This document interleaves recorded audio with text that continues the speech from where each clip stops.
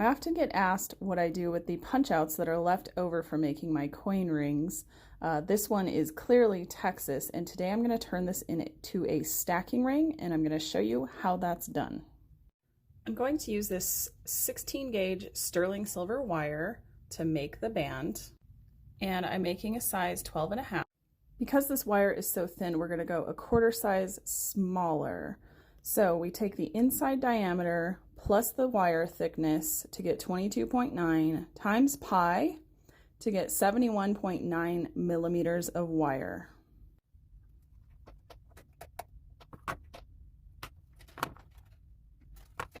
Now, when you're soldering, you need both ends of the piece to be completely flush. So I use this wire miter jig to accomplish that.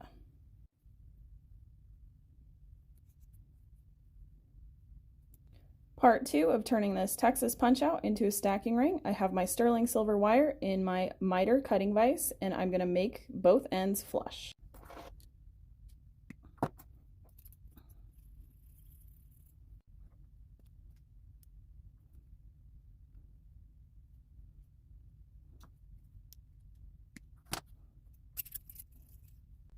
Once both ends are flush, I need to bend the piece to match those flush ends up.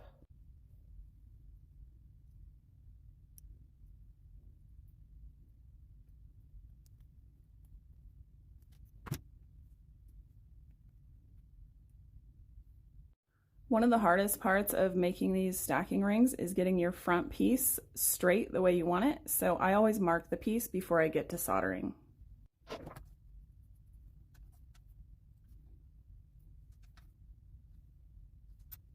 Part 3 of turning this Texas punch out into a stacking ring. I have my pieces all prepped. I'm going to put them in the pickle pot to clean the metal.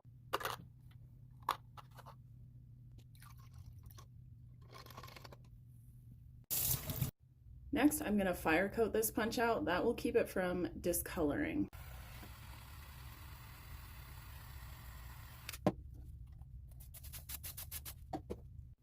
Now I'm going to add soldering paste to that joint. Because this is the first piece we're soldering, I'm going to use a medium.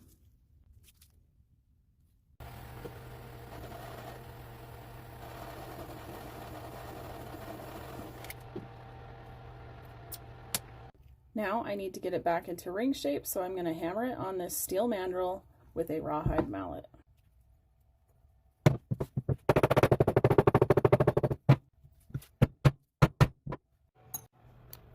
Part 4 of turning a coin punch out into a stacking ring.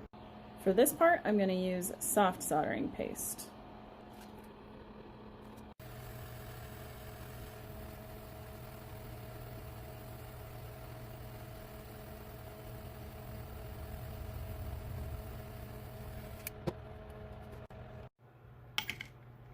While that's pickling, I'm going to get my tumbler ready. I like to tumble these with stainless steel shot, Shine Bright, and then you put water just to the top of the shot.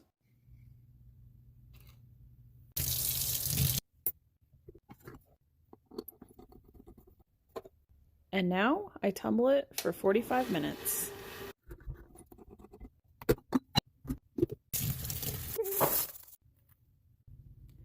And there you have it, a ring made from a punch out.